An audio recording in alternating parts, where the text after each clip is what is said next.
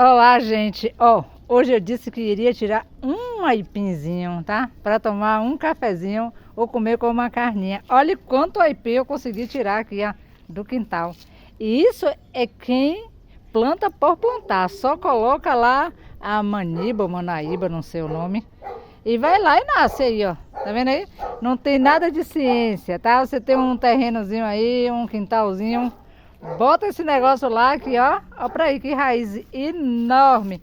Isso aqui tudo é uma raiz. Essa daqui, ó. Essa daqui já não presta mais, tá bom?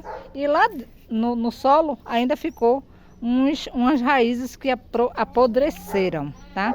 Porque passou muito tempo sem tirar, né? Aí, ó. Mas esse aipim é maravilhoso. Macaxeira aí, tá? Pra quem não conhece como aipim. E sim macaxeira, tá? Depende do estado, né, gente? Tchau, gente.